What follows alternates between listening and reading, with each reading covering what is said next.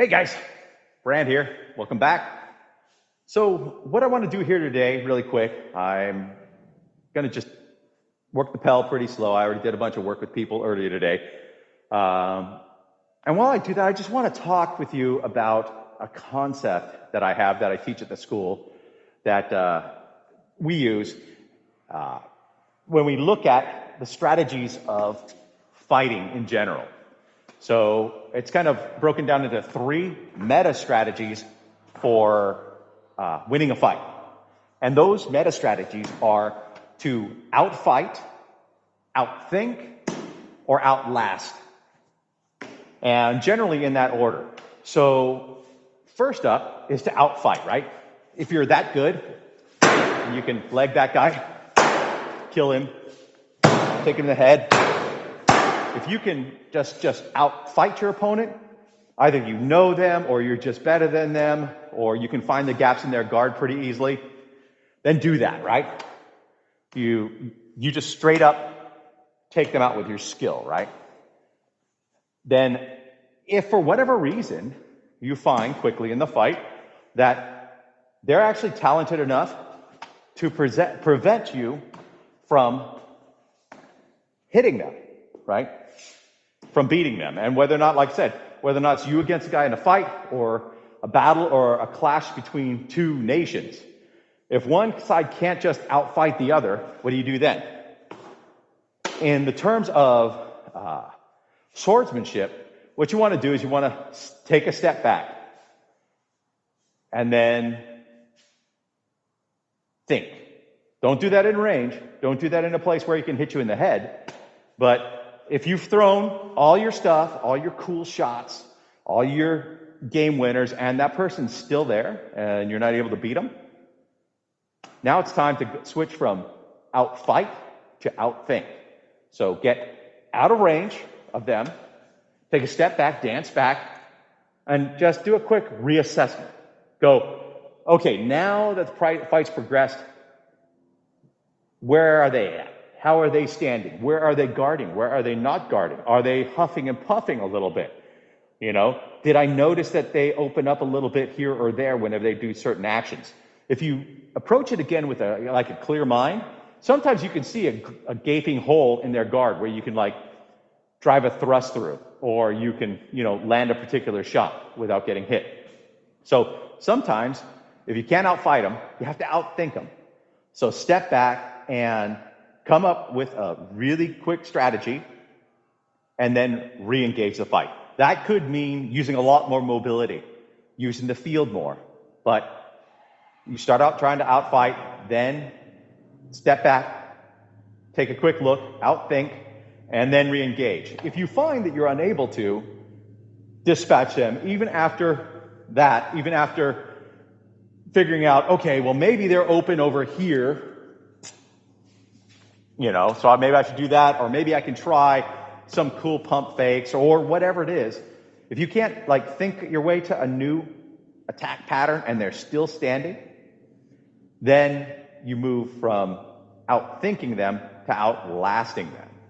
So that's a reality. I mean, if you want to win against some of the better fighters out there, some of them are really just that damn good, right? They've been training a long time. They have really impeccable guards. They seem to pick up everything.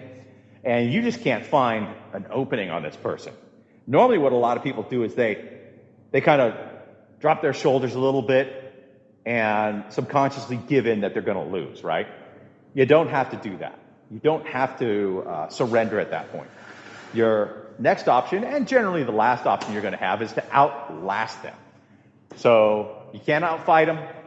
You can't outthink them. So then you're just going to outlast them. And this is the same thing in warfare, right? If 2 armies collide and neither one can win the initial engagement, right? Generally, they will look for other ways to win.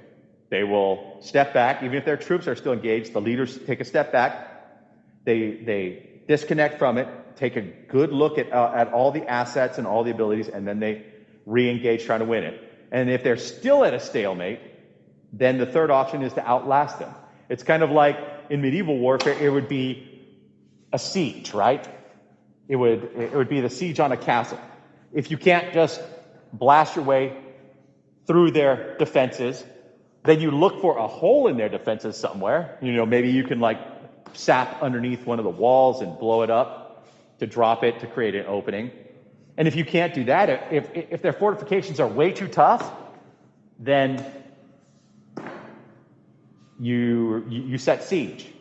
You build your siege works, and you set siege to the castle. You try to outlast them.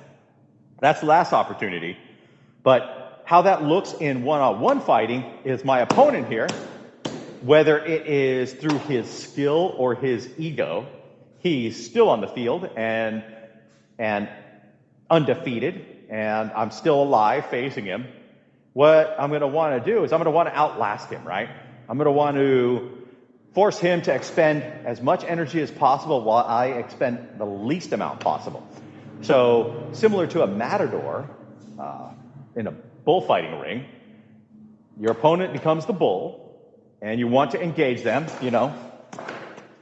make them come at you, then block, dance around the ring, lead them around, and as you do that, they'll generally become more agitated, more aggressive, and thus more reckless. And when people become reckless, they open themselves up. They reach a little further and leave their head open or their legs open. They create openings that they didn't have there before. They will they will kind of defeat themselves because of the anxiety that builds up, because they wanted the fight over a lot sooner. And in reality, in most of our gaming sports, whether it's SCAA or Buhurt duels or whatever else, the reality is most people aren't in very good shape. I mean, I'm not, right? But most people are in really bad shape. In the SCAA, let's put it this way. Most of the guys, a lot of people are very overweight, right? It doesn't take much to dance around and get them to exhaust themselves walking around a field.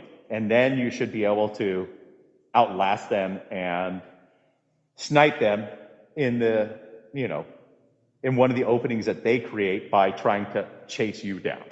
So those are generally the three meta strategies for winning a fight, an engagement, a conflict, is straight up outfighting people.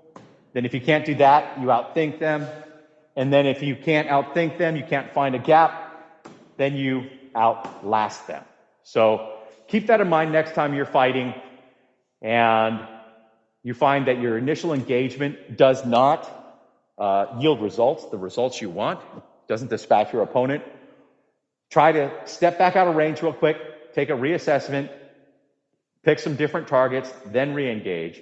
And then if you find you've done that a few times and then that doesn't yield anything, then it becomes a game of outlasting. Whether or not the fight lasts a minute or 30 minutes, stay in the fight, keep them expending energy while you conserve energy, and you just throw at what are sure openings, right? Without exposing yourself. That way you can probably make the most of your time and your opportunities to win. Alrighty, talk to you later.